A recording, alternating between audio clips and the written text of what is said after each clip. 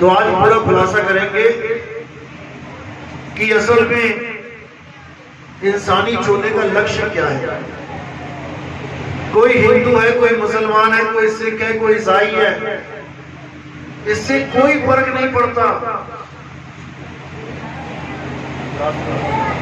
इससे कोई फर्क नहीं पड़ता कि कोई हिंदू है, मुसलमान है, सिख है, ईसाई है तो सब इंसान।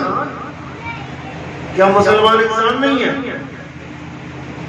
क्या सिख इंसान नहीं है? क्या ईसाई इंसान नहीं है? हम सब इंसान हैं, लेकिन फिर भी हम एक दूसरे को देख के राजी नहीं है। ये नफरत का बीज क्यों है? क्योंकि हम समझ ही नहीं पा रहे हैं कि हम क्या करने आए थे और क्या करने लग गए। ये जितने भी धर्म के ठेकेदार हैं, ये सब हमें लड़वाने में लगे हैं, झगड़ा करवाने में लगे हैं। कोई ऐसा नहीं मिल रहा जो हमें प्रेम करना सिखा दे।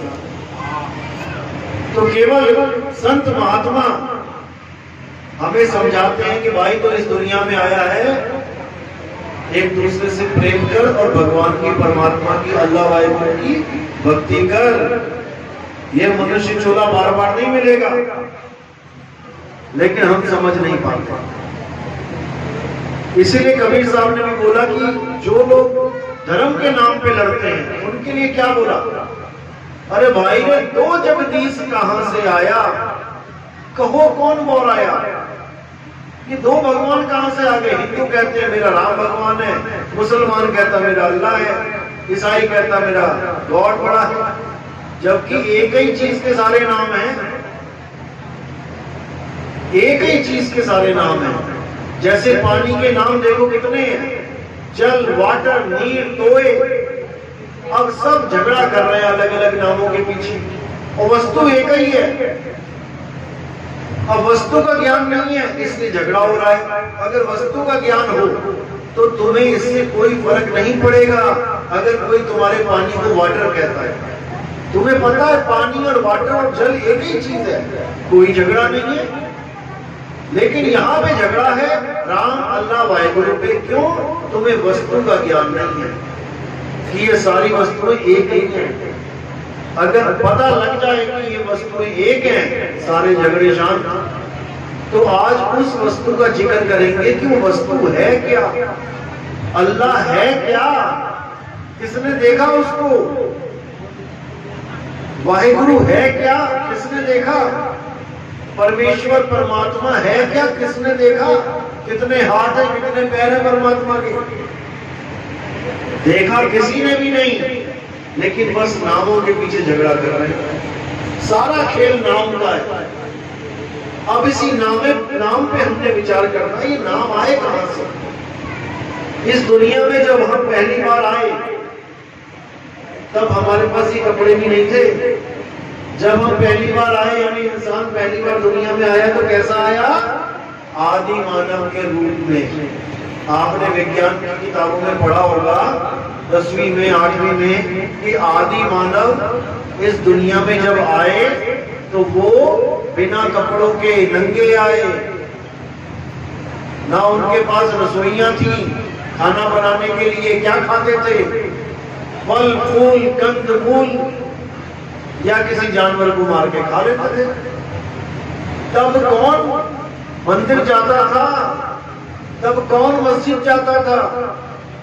तब कौन गिरजा घर जाता था? तब भगवान कहां था? तब भगवानों के नाम कहां थे? एक भी नाम नहीं था। ना राम था, ना कबीर था, ना अल्लाह वाहिगुरु।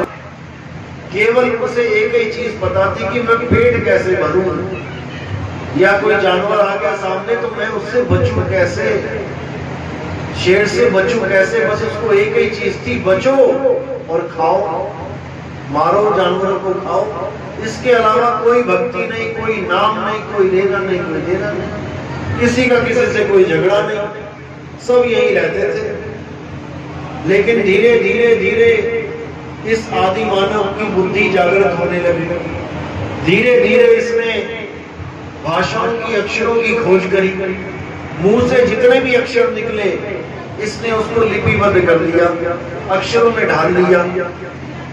ये अक्षर आदमी ने बनाए हैं, इसीलिए हर आदमी की भाषा अलग अलग है, अलग अलग देशों में।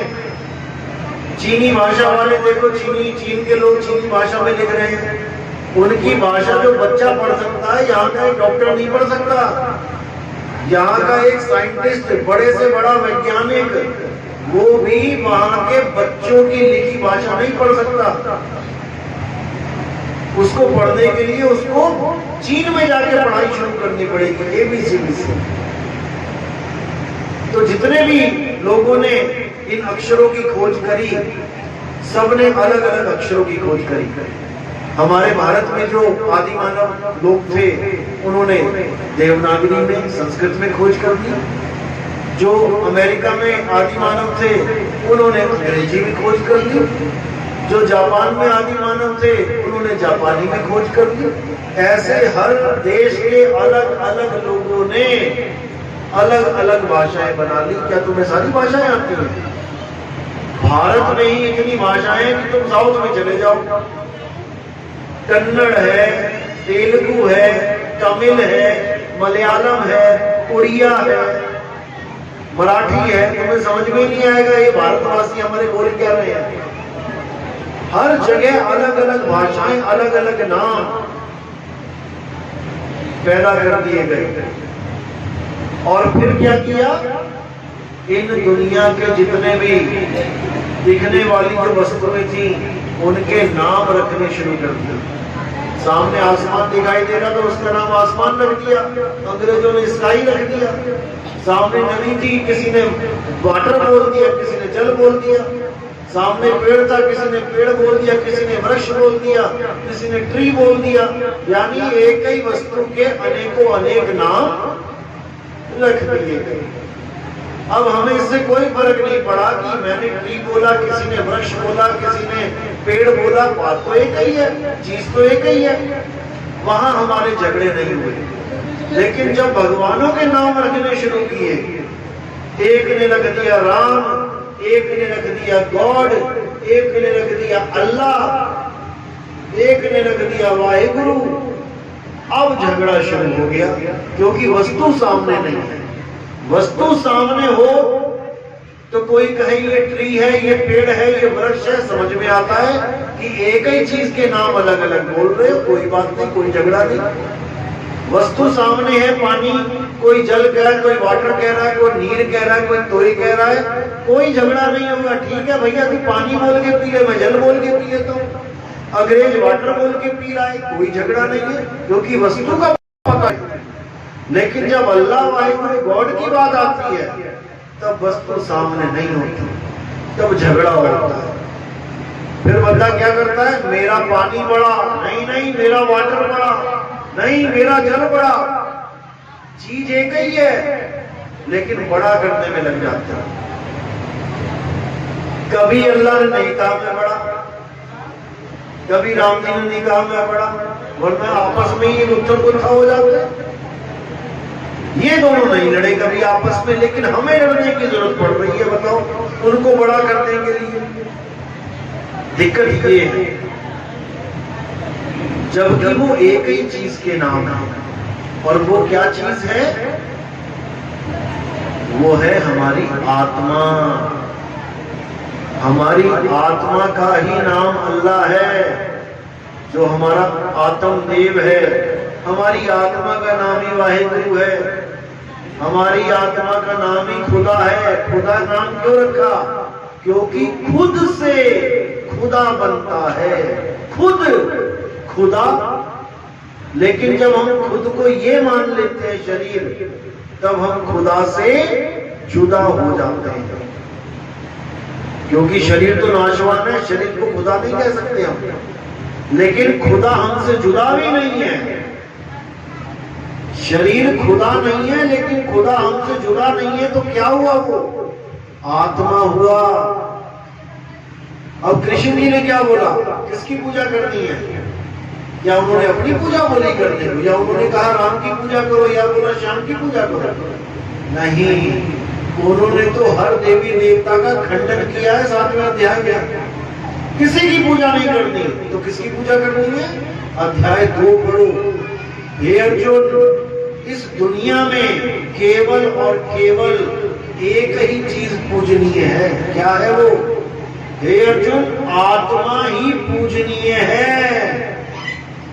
इस आत्मा को ना तो कोई शस्त्र काट सकता है, ना अग्नि जला सकती है, ना वायु सुखा सकती है, ना जल भिगो सकता है। ये सुना है ना किसी ने?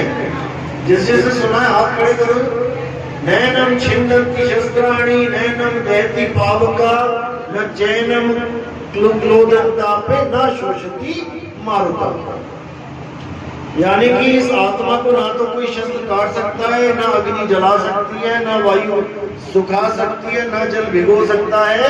तो पूजनीय कौन है? आत्मा ही पूजनीय है, कोई शरीर पूजनीय नहीं है। शरीर से तो हमें अपना मकसद पूरा करना होता है केवल। यानी जो हमें ज्ञान दे रहा है शरीर के माध्यम से दे रहा है।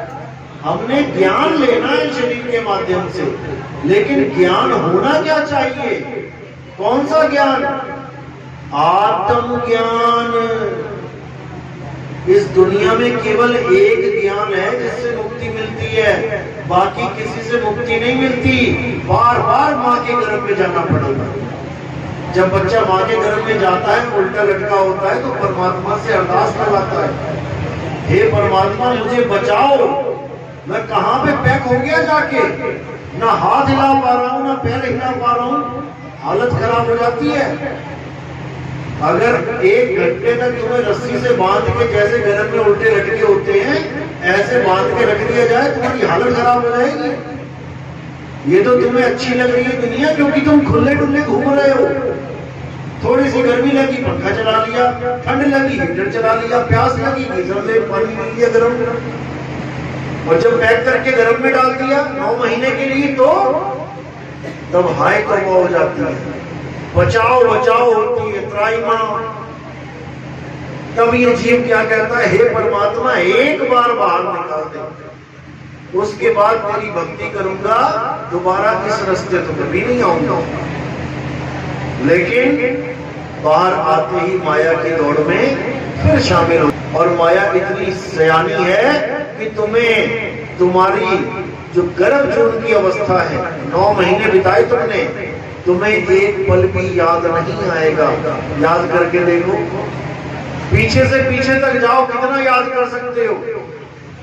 पहली क्लास, LKG, UKG, और चले जाओ पीछे, कितना पीछे जा सकते हो? जब तुम गर्भ में थे, उस सीन को एक पल भी याद नहीं कर सकते। इस माया ने सारी फाइलें डिलीट मार दी दिमाग से।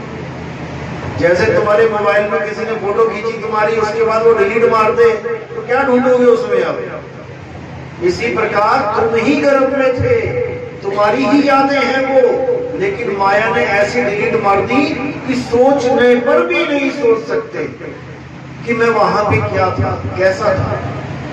क्योंकि अगर एक पल के लिए तुम्हें याद आ जाए कि मेरी क्या हालत थी, तुमसे शरीर इस दुनिया में और कोई बच्चा होगा नहीं, क्योंकि तुम्हें पता लग जाएगा कि बेटा फिर वहीं जाना है। और ये जितनी भी माया की दौड़ है, इसको खत्म करके तुम केवल एक ही चीज से बचने की कोशिश करोगे, और वो है गर्भ जून। जैसे कोरोना आया था ना, कोरोना, तो सब एक ही चीज से बचने की कोशिश कर रहे थे, तो भैया मुझे कोरोना ना हो जाए। इसी प्रकार अगर तुम्हें बोध हो जाए कि 9 महीने जो मैं काट के आया था, मुझे अब दोबारा काटने हैं, तो तुम्हारे दिन का चैन और रातों की नींद उड़ जाए। लेकिन बड़े आराम से खा पी के मस्ती से गाने वाने सुन के सो जाते हो, क्योंकि तुम्हें याद नहीं आ रहा है कि तुम कहां जाने वाले हो। जितने भी दुनिया में लोग बैठे हैं, उनसे पूछो तुम कहां से आए? कहां से आए? मां के गर्भ से आए। चाहे कोई मंत्री हो, चाहे कोई संतरी हो, चाहे कोई लाड साहब हो, चाहे कोई भिखारी हो, सब के सब वहीं से आए हैं। और अब दोबारा जाने की तैयारी कहां की है? फिर वहीं जाने की तैयारी है। एक एक दिन कम हो रहा है, काले बाल सफेद हो रहे हैं, 32 दांत 30, 28, 14, 10, 5 हो रहे हैं। आंखें जो 6x6 थी अब कमजोर हो रही हैं। कान जो बड़ी दूर दूर की बातें सुन लेते थे अब मशीन लगानी पड़ रही है।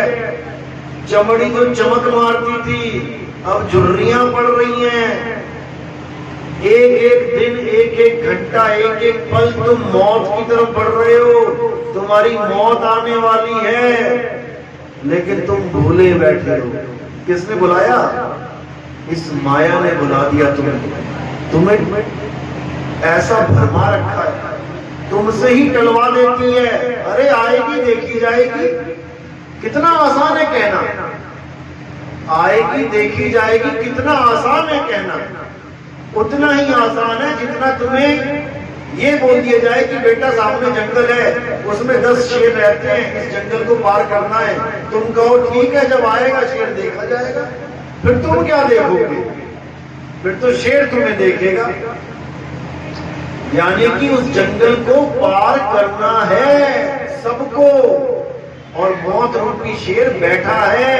अभी इंतजाम कर लोगे बचने का, तब तो समझ लो बच गए।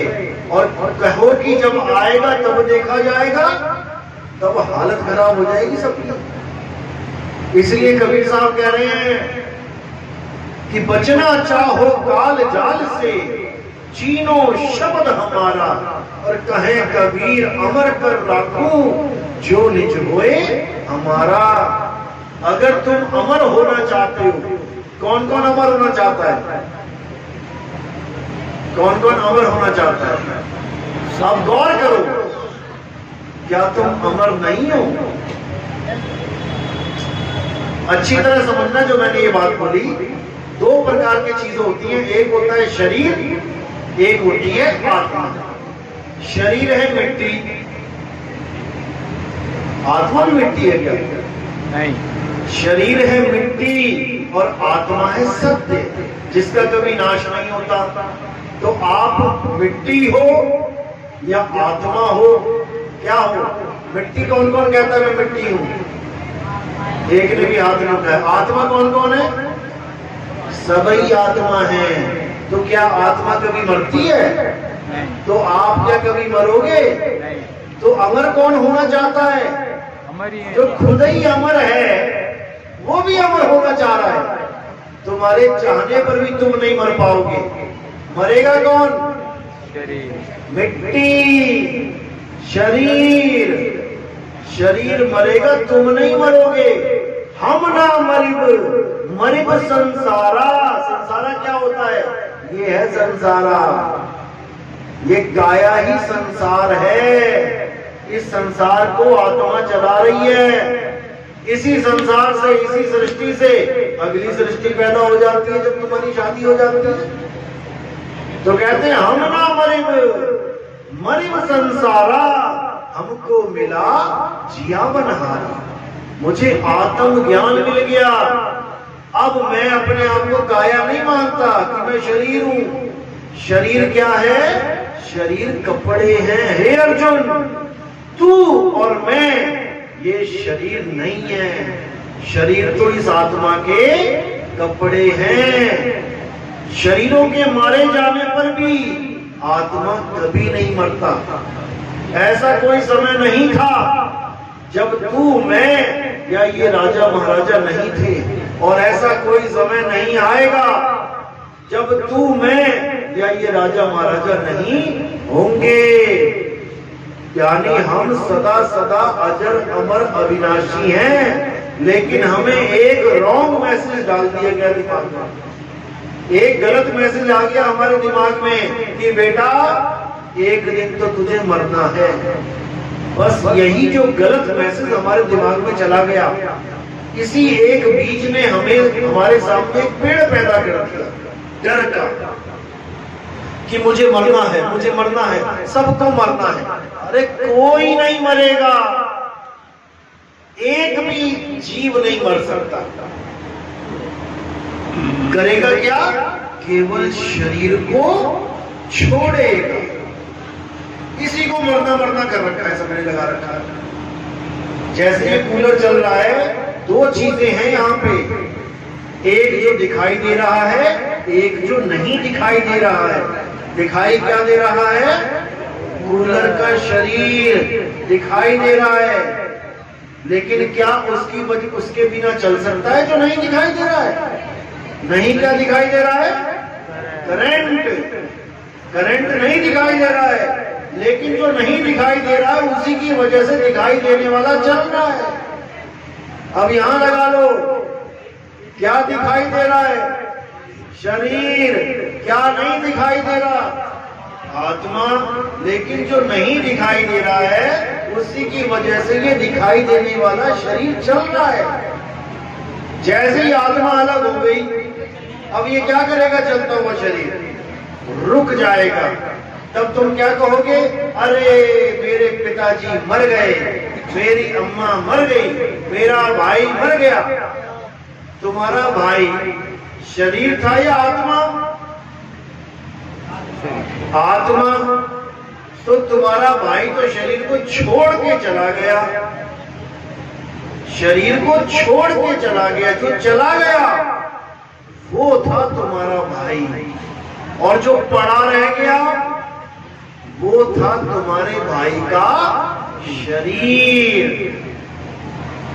इसीलिए कहते हैं मेरी मां मुझे छोड़ के चली गई। चली कहां गई? ये पड़ी तो है, ये पड़ी तो है, लेकिन नहीं है, ये केवल मिट्टी पड़ी हुई है। जो इसको जला रही थी वो छोड़ के चली गई। कहां चली गई? कहां चली गई? मां के गर्भ में दोबारा शरीर धारण करने चली गई। ऐसे ही ये आत्मा, जीवात्मा जन्मों जन्मों तक शरीर धारण कर करके बेचारी इस दुनिया में आती है, खेलती है, खाती है, फिर एक दिन मर के फिर गर्भ में चली जाती है। ऐसे ही भटकते भटकते भटकते जन्मों जन्म बीत जाते हैं, लेकिन इसको ठिकाना नहीं मिलता। बार बार मां के गर्भ में जाती है और बार बार इंसान चूल्हा नहीं मिलता। कई जन्म भय कीट पतंगा, कई जन्म गजमीन कुरकुरा।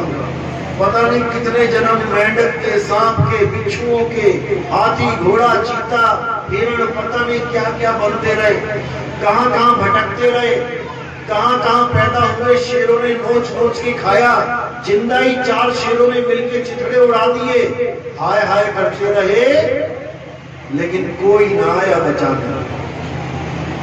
अब जाके इंसानी चोला मिला है, अब जाके थोड़ी सेफ्टी मिली है। ताला लगा के, कुंडी लगा के घर में सोते हैं, बढ़िया सोते हैं बेफिक्र होके।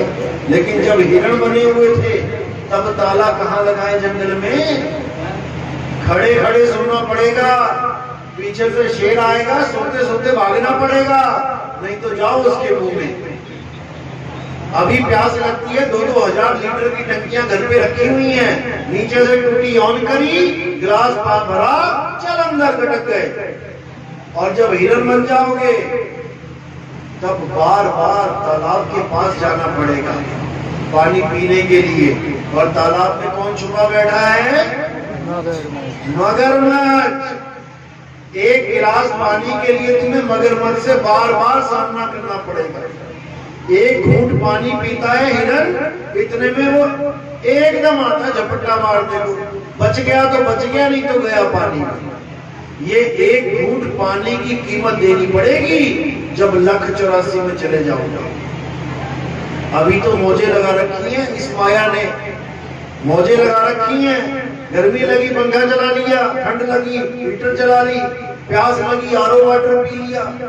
लेकिन एक बार ये चोला छूट गया, उसके बाद हालत खराब हो जाएगी। फिर तुम्हें कोई पूछने वाला नहीं होगा, फिर तुम्हारी वीडियो बनाने वाले बहुत होंगे। किसी शेर ने हिरण को पकड़ लिया, लोग वीडियो बनाते हैं, हिरण को छुड़ाते नहीं है।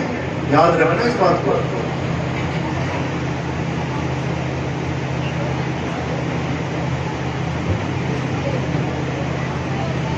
तो बचने का क्या तरीका है? आत्मज्ञान। हे अर्जुन, जो लोग शरीरों की पूजा करते हैं उन्हें बार बार शरीर धारण करना पड़ता है। जो पीपल की पूजा करते हैं उन्हें बार बार पीपल का जन्म लेना पड़ता है। जो तुलसी की पूजा करते हैं उन्हें बार बार तुलसी का जन्म लेना पड़ता है। जो सांपों की पूजा करते हैं उन्हें बार बार सर्प झुंड में जाना पड़ता है। जो भूतों की पूजा करते हैं उनको भूतों के लोक में जन्म लेना पड़ता है। जो पितरों की पूजा करते हैं उन बेचारों को पितरों के बीच में जन्म लेना पड़ता है। जो देवताओं की पूजा करते हैं उन्हें देवताओं के बीच में जन्म लेना पड़ता है। हे अर्जुन, ये सब लोग मिथ्या ही जन्म बर्बाद कर देते हैं। ये चाहकर भी उस परम अवस्था को प्राप्त नहीं कर सकते। इनकी मुक्ति कभी नहीं हो सकती। ये ऐसे भटकेंगे यहाँ पर 184 में। तो करना क्या है? हे अर्जुन, जो पुरुष अपनी आत्मा में संतुष्ट हो जाते हैं, अध्याय 3 17वां श्लोक, जो अपनी आत्मा में संतुष्ट हो जाते हैं, जो अपनी आत्मा में रमण करते हैं, जो अपनी आत्मा की साधना करते हैं, हे अर्जुन, उनके ऊपर कोई भी धार्मिक कर्तव्य लागू नहीं होता। यानी उन्हें किसी मंदिर जाने की जरूरत नहीं, उन्हें किसी देवी देवता को पूजने की जरूरत नहीं, उन्हें किसी मस्जिद में, गुरुद्वारे में कहीं जाने की जरूरत नहीं। उनका परमात्मा उनकी आत्मा में छुपा होता है और वो अपने परमात्मा को अपनी आत्मा में ढूंढ लेते हैं। जिस वस्तु के लिए सारी दुनिया परेशान है वो उसको उसकी आत्मा में मिलती है। इसी को कबीर साहब ने बोला, जीव तिल माही तेल है और जीव चकमक में आग, तेरा साईं तुझ में है, जाग सके तो जाग। मेरा साईं मुझ में है, तुम्हारा साईं तुम में है, लेकिन तुम्हें पता लगना चाहिए वो है कहां।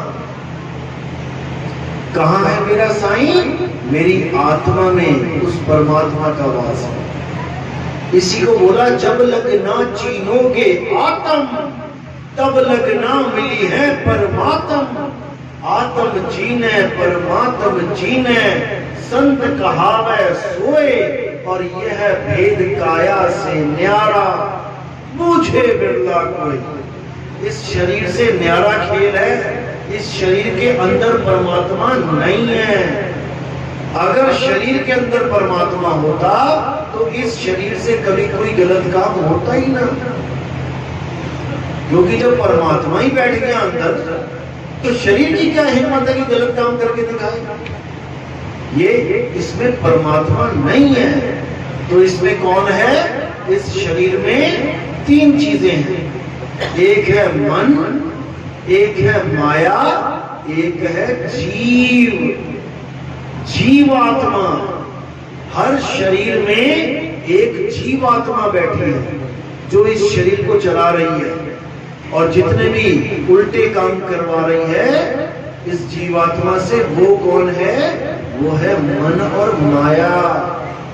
ये मिलके इस जीवात्मा से सारे उल्टे काम करवा रहे हैं, और जीव बेचारा बिना सोचे समझे इसके चक्कर में पड़ा हुआ है। ये जितनी घूसखोरी है, ये जितने अत्याचार है, ये जितना अन्याय है, ये जितने भी धोखाधड़ी है, कौन करवा रहा है?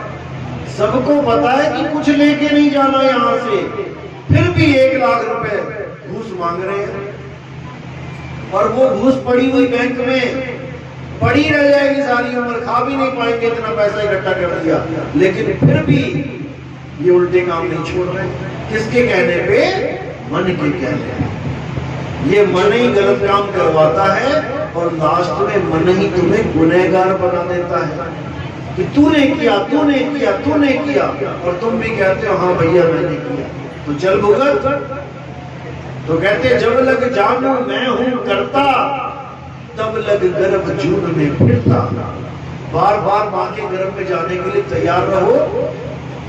अगर आत्मज्ञान प्राप्त नहीं किया तो। अगर आत्मज्ञान मिल गया तो तुम्हें कोई चाह के भी नहीं डाल पाएगा गर्भ में, क्योंकि फिर तुमने इस शरीर को छोड़ना है और अपनी आत्मा में स्थित हो जाना है। हे अर्जुन, जो अपनी आत्मा को जानना चाहते हैं वो ऐसे गुरु की शरण में जाएं जो आत्मज्ञानी हो, जिसने अपनी आत्मा को जान लिया है। वही तुम्हें तुम्हारी आत्मा का ज्ञान करा सकते हैं, अन्यथा ये जन्म ऐसे ही मिथ्या चला जाएगा। एक बार आत्मा का ज्ञान हो जाने पर, अध्याय 4 35वां श्लोक, एक बार आत्मा का ज्ञान हो जाने पर तुम्हें इस दुनिया में कोई भ्रमित नहीं कर पाएगा। क्यों नहीं कर पाएगा? क्योंकि तुम्हें पता लग गया कि मैं शरीर नहीं हूं, मैं आत्मा हूं, मैं अजर अमर हूं। अब मैंने क्या करना है? मैंने मरना नहीं है, अब मैंने शरीर को सही तरीके से छोड़ना है। बस इतना सा काम है। शरीर को कैसे छोड़ना है ये भेद तुम्हें गुरु बताता है, और तुम उस भेद के अनुसार इस शरीर को छोड़ने की तैयारी में लग जाते हो। इसी को बोला है कि मरता मरता जग हुआ, मरना जाने ना कोई, और ऐसी मरनी जो मरे बहुत न मरना हो। सारी दुनिया कह रही है मौत आएगी, देखी जाएगी, आएगी, और जब आती है तो क्या कहते हैं? अरे मुझे डॉक्टर के पास ले जाओ, अरे मुझे ठीक करवा दो। फिर क्यों हालत खराब होती है? फिर क्यों डॉक्टरों के पास भागता है? अगर मौत से डरता नहीं है तो सबकी हालत खराब हो जाती है। कोई बोलता उस मंदिर में जाके मन्नत मांग ले, भागा जाता है। कोई कहता वहां झाड़ा लगवा ले, झाड़ा लगवाने को भागा जाता है, तब हालत खराब हो जाती है। लेकिन बचता फिर भी नहीं है कि पता लगा मंदिर में जाके ठीक हो जाऊं, बच जाऊं हमेशा के लिए। अरे एक बार ठीक हो गया, 2 बार ठीक हो गया, लेकिन फिर भी मरना पड़ेगा। तो इसीलिए बोला हम ना मरे मरे संसारा। अब मैं नहीं मरूंगा। क्यों? अब मुझे ऐसा गुरु मिल गया जो मुझे मरने का तरीका बता दे। मरने का तरीका का मतलब है शरीर छोड़ने का तरीका। जब मृत्यु आती है तो तुम ये शरीर कैसे छोड़ते हो? 9 दरवाजों में से छोड़ते हो। कौन से 9 दरवाजे हैं? जैसे इस घर को, अभी तुम घर में घुस गए हो, जब इस घर को छोड़ोगे तो कहां से निकलोगे? जहां से आए हो वहीं से निकलोगे। तो इस शरीर में जो तुम बैठे हो, जब इस शरीर को छोड़ोगे तो कहां से निकलोगे? 9 दरवाजे हैं इस शरीर में। 1, या तो कान से निकलोगे, 2 आंख से निकलोगे, आंखें मोटी मोटी बाहर आ जाएंगी, 3, 4, 5, 6 नाक से निकलोगे, ब्लड आ जाएगा नाक में से, 7 मुंह से निकलोगे, ये लंबी सी जीभ बाहर आ जाएगी, और 2 दरवाजे नीचे हैं, या लैट्रिन निकल जाएगी मरते हुए, या पेशाब निकल जाएगा, पेंट गीली हो जाएगी, पेंट पीली हो जाएगी। ऐसे खतरनाक मौत होती है, लेकिन सबको निकलना पड़ेगा। चाहे कोई हिंदू है, चाहे मुसलमान है, चाहे सिख है, चाहे ईसाई है। हंसने की बात नहीं है। हॉस्पिटलों में जाके देखो कैसे जीव छोड़ता है शरीर को, तुम्हारी हालत खराब हो जाएगी। तुम्हारे सामने जब मौत नाचेगी तब तुम्हें पता लगेगा कि इस दुनिया में मजे करने नहीं आए भाई, इस दुनिया में मौत का इंतजाम करने आए हैं इंसानी चोले में। बाकी चोलों में आप मौत से नहीं बच सकते। इस इंसानी चोले में तुम सही तरीके से इस शरीर को छोड़ के अपनी आत्मा में रमण कर सकते हो, अपनी आत्मा में स्थित हो सकते हो, अपनी आत्मा में लीन हो सकते हो। तो आत्मा अमर है और तुम भी अमर हो जाओगे, क्योंकि तुम ही आत्मा हो। लेकिन अज्ञानतावश अपने आप को आदमी, अपने आप को औरत मान के बैठे हो। याद रखो, तुम्हें मनुष्य चोला मिला है, मनुष्य चोला। चोला क्या होता है? क्या होता है चोला? कपड़े। कहते बाबा जी का चोला देखो कितना लंबा चोला पहन रखा है। चोला है कपड़े, ये शरीर है कपड़े। कपड़े कितने प्रकार के होते हैं? टेलर होते हैं, tailor, Gopal tailor, Shabnam tailor. क्या लिखा होता है वहां पे? Ladies and gents. यही दो प्रकार के कपड़े हैं। तो यहाँ पर कितने प्रकार के कपड़े बैठे हैं? दो प्रकार के, लेडीज एंड जेंट्स। अब ये जो कपड़े हैं हमारे दो प्रकार के, जैसे कोई पैजामा लेने गया, पजामा, तो दुकानदार कहता है हाँ भाई लेडीज पजामी दिखाऊं कि जेंट्स पजामा दिखाऊं? कोई कुर्ता लेने जाए तो पूछते हैं हाँ लेडीज कुर्ती चाहिए या जेंट्स का कुर्ता चाहिए। यहाँ तक कि तुम चश्मा लेने जाते हो तब भी पूछा जाता है लेडीज चश्मा चाहिए या जेंट्स चश्मा चाहिए। तो ये चीजें हमें कहाँ मिलती हैं? मार्केट में। मैंने लेडीज कपड़े पहन लिए या मैंने जेंट्स कपड़े पहन लिए तो इसका मतलब ये तो नहीं कि मैं लेडीज या जेंट्स बन गया, वो तो कपड़े हैं। तो ये कपड़े कहाँ मिले? मार्केट में। और ये वाले कपड़े लेडीज एंड जेंट्स, ये कपड़े मिट्टी वाले कहाँ मिले? माँ के गर्भ में। जब माँ के गर्भ में ये कपड़े धारण किए हमने, जिसको कहते हैं बच्चा ठहर जाना, यानी अब कपड़ा पहन रहा है वो, और तुम क्या करते हो? तुम अल्ट्रासाउंड करवाते हो, लड़का है कि लड़की। तो मशीन देखती है, क्या देखती है? कपड़ा देखती है। कौन सा कपड़ा बनाया जा रहा है इस गर्भ में? लड़के का कपड़ा या लड़की का कपड़ा? और जब डॉक्टर कहता है कि लड़का है तो तुम्हारी खुशी का कोई ठिकाना नहीं होता कि लड़का है। और जब कहते हैं लड़की है, अरे ऑपरेशन करवा दो इसका, मरवा दो इसको। अब लड़का और लड़की क्या है? कपड़ा है। और कपड़ा पहना है जिसने, वो दोनों अलग अलग है कि एक है? एक है। एक है, वो दोनों एक हैं। इस करंट में चाहे कूलर चलवा लो, इस करंट से चाहे एसी चलवा लो, इस करंट से चाहे बल्ब जलवा लो, हीटर चलवा लो, प्रेस चलवा लो, गीजर चलवा लो। करंट कितने हैं? एक है। और चला कितनों को रहा है ये? जितने मर्जी चलवा लो, इससे बड़ी बड़ी मशीनें चलवा लो। इसी प्रकार जीव एक है, लेकिन इतने सारे शरीरों को चला रहा है। चींटी से लेके व्हेल मछली तक यही जीव चला रहा है। सारे कपड़ों को चला रहा है। सांप के कपड़े को पेट की तरह पेट के बल दौड़ा रहा है। पंछियों के कपड़ों को पंखों से उड़वा रहा है। मछली के कपड़ों को पानी में चलवा रहा है। हर प्रकार के कपड़ों को ये जीवात्मा चला रहा है। लेकिन ये सारी उम्र ये नहीं पता कर पाता कि मैं जीवात्मा हूं या कपड़े हूं। सारी उम्र ये सोच के बैठा रहता है मैं तो आदमी हूं, मैं तो आदमी हूं। ये लड़की है, ये आदमी है, ये बच्चा है, ये औरत है। जबकि ये सब कपड़े हैं। ना तुम आदमी हो, ना तुम औरत हो, ना कोई और आदमी औरत है। हम सब जीव हैं। और जीव क्या है? ईश्वर अंश जीव अविनाशी।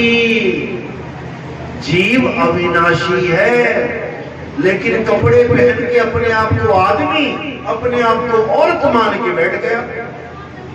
अब आदमी मान के बैठ गया तो इसको औरत भी चाहिए शादी करने के लिए। अब औरत ढूंढ रहा है। अब जो अपने आप को औरत मान के बैठ गई, अब वो पति ढूंढ रही है। जबकि दोनों ही न आदमी हैं न औरत हैं, जीव हैं। तो कितने आदमी हैं यहाँ पे? हाथ खड़े करो। आदमी कौन कौन है? आदमी, एक आदमी, दो आदमी, तीन आदमी। औरतें कितनी हैं? हाथ खड़े करो। एक औरत, दो औरत। इतना समझा लिया, लेकिन फिर वही के वही। अरे भाई, आदमी औरत कपड़े हैं, शरीर है। आप जीव हो, जीव आत्मा, आदमी औरत नहीं हो। जब तक ये चीज समझ में नहीं आई, जब तक तुम्हारी मुक्ति होने वाली नहीं है। क्योंकि मुक्ति का मतलब होता है हर प्रकार के अज्ञान को त्याग के अपने सत्य स्वरूप में स्थित हो जाना, इसी को मुक्ति कहते हैं। तो अब बता दो फिर कितने हैं आदमी औरत? कोई नहीं है। अब समझ में आई बात। तो जब हम आदमी और औरत नहीं हैं, तो राम जी आदमी है या औरत? आत्मा है। तो कृष्ण जी आदमी है या औरत? आत्मा है। हम सब आत्मा हैं। हे अर्जुन, तू और मैं ये शरीर नहीं है। क्योंकि अगर तुम कहो कि विष्णु जी या कृष्ण जी केवल आदमी हैं, क्योंकि अभी कोई कहे कि भगवान कैसे हैं, अभी पत्थर की मूर्त बना दोगे। किसकी बनाई? आदमी की। लेकिन विष्णु जी तो कछुआ भी थे। विष्णु जी ने तो मछली का भी अवतार लिया था। मछली का अवतार लिया था ना, कछुए का अवतार लिया ना, जंगली सुअर का लिया था ना। तो विष्णु जी का नाम लेते ही तुम्हारी आंखों के आगे कोई मछली, कछुआ, जंगली सुअर क्यों नहीं आ जाता? केवल आदमी ही क्यों आ जाता है?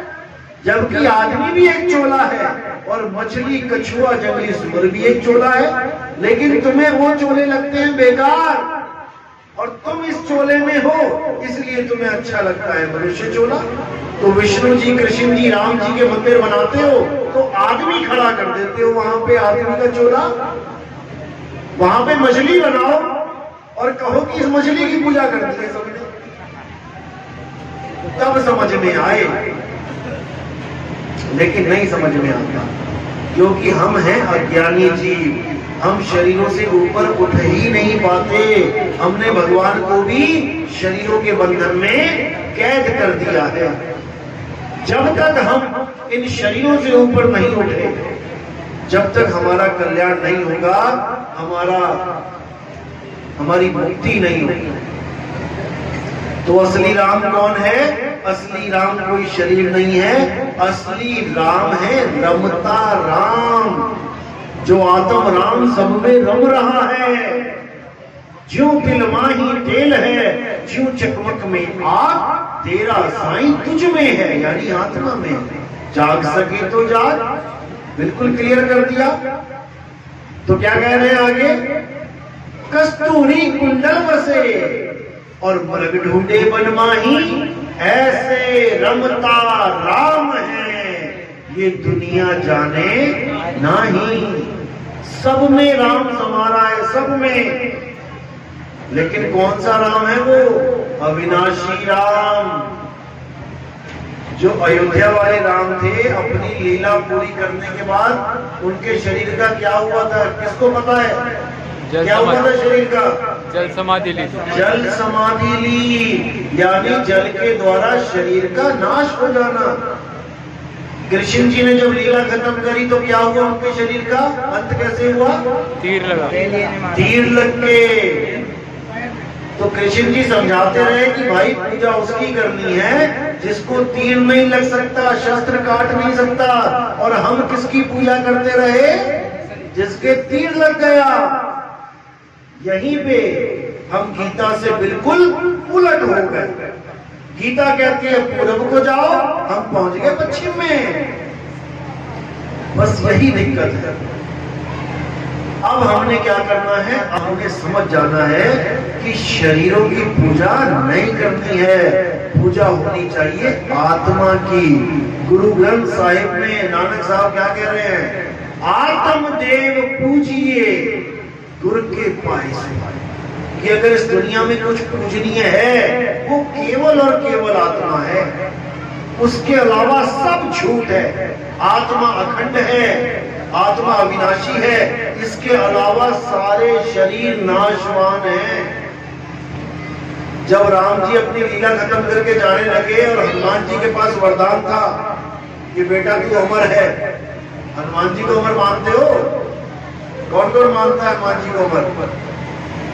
हनुमान जी को अमर ही बोला गया है कि सारी दुनिया में, सारे देवताओं में एक हनुमान जी अमर है, जिनकी फोटो आ जाती है बीच बीच में।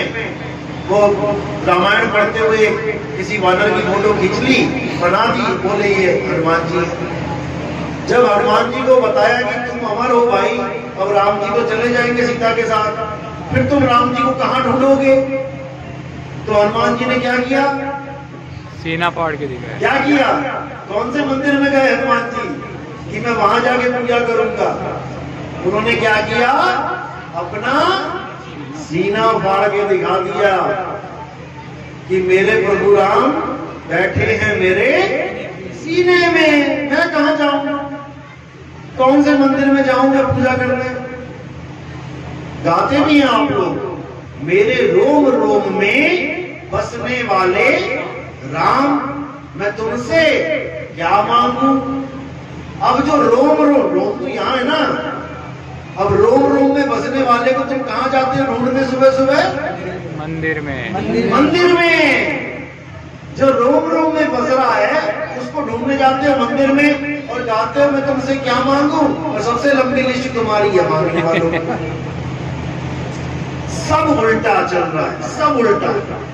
अब इसको सीधा कर देना है। सीधा कैसे करेंगे?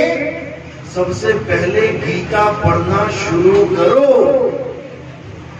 जब तुम गीता पढ़ना शुरू करोगे तब तुम्हें एक एक बात मेरी समझ में आने लग जाएगी, जितनी बातें मैंने अभी तक बोली तुम्हें। एक एक बात तुम्हें समझ में आएगी कि हमें क्या पढ़ाया जाना चाहिए था और हमें क्या पुछवा दिया। कृष्ण जी की फोटो देखी है? एक उंगली पे क्या उठा रखा है? पहाड़ उठाया ना, लीला, कृष्ण लीला। कौन से राक्षस के साथ जंग हुई थी वहां पे? कौन से राक्षस के साथ जंग हुई थी, किसे पता है? कौन से राक्षस से बचाया था उन्होंने? किससे बचाया था? इंद्रदेव से। अब इंद्रदेव कौन है? राक्षस है कि देवता? देवता। देवता है या देवताओं का राजा है? देवताओं का राजा। देवताओं का राजा है, उसके साथ तनातनी चल रही है यहाँ पे। तो क्या कृष्ण जी तुम्हें कहेंगे कभी कि तुम देवताओं की शरण में जाओ? नहीं। जो देवताओं के राजा के साथ तनातनी कर रहा है हमें बचाने के लिए, वो तुम्हें कब कहे कि देवताओं की पूजा करो? गीता 7वां अध्याय पढ़ो। अध्याय 7वां 20, 21, 22, 23, 24, 25 ये 6 श्लोक पढ़ दो। मोबाइल में डाउनलोड कर दो गीता, या वैसे ही बोल दो गीता में अध्याय 7 20वां श्लोक आ जाएगा और पढ़ो उसको क्या लिखा है। जब पढ़ के समझ लोगे ना, फिर सिर पे हाथ रख के बैठ जाओगे कि हमें क्या बताया गया आज तक, क्योंकि हमें गीता से दूर कर दिया गया।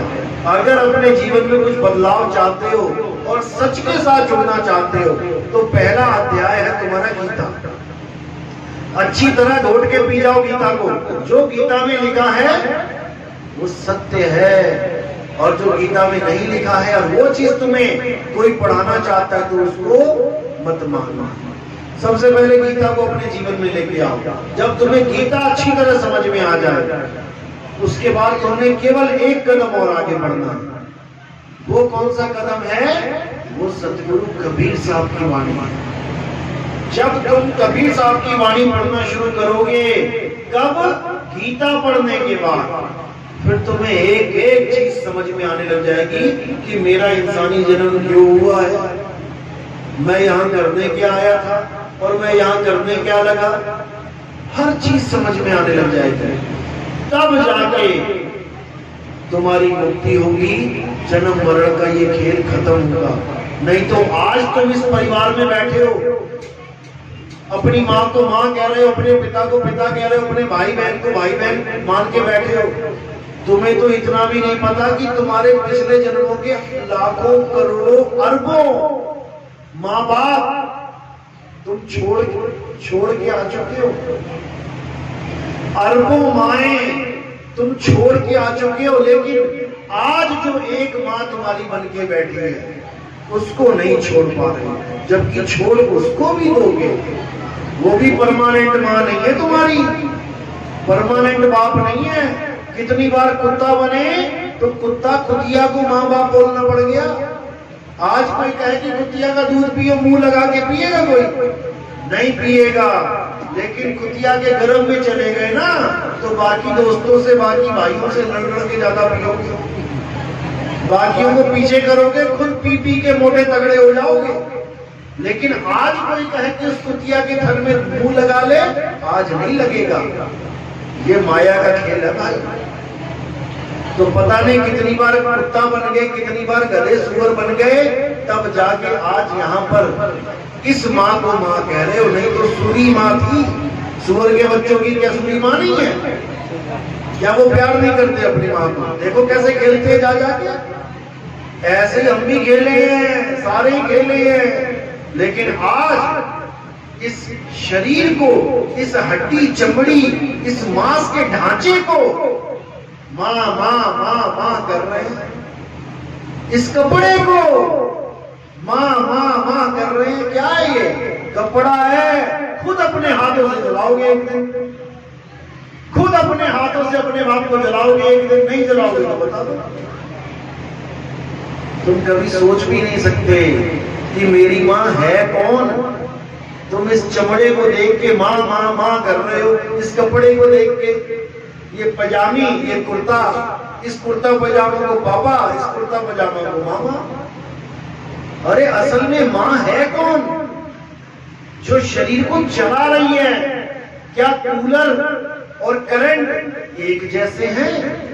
नहीं। कूलर कैसा है और करंट कैसा है, दोनों अलग है। इसी प्रकार माँ और माँ का शरीर, दोनों जमीन आसमान का अंतर है दोनों में। तुम सारी उम्र अपनी माँ के साथ रहकर भी ये नहीं जान सकते कि मेरी माँ है कौन। तुम केवल उस लाश को पकड़ पकड़ के घूम रहे हो, जो केवल उसकी आत्मा की वजह से जीवित दिखाई दे रही है। ये लाश है, ये लाश, लेकिन चल रही है, इसलिए तुम कह रहे हो नहीं नहीं ये तो जीवित है। जैसे कार जब तक चल रही है तब तक स्टीयरिंग घूम रहा है, टायर घूम रहे हैं, लाइट चल रही है, हॉर्न बज रहा है, पेट्रोल पी रही है, धुआं निकाल रही है, तो लग रहा है कि कार जिंदा है। यही कार है। आंखों से देख रहे हो, कान से सुन रहे हो, मुंह से बोल रहे हो, खाना खा रहे हो, पचा रहे हो, तो लग रहा है जिंदा है।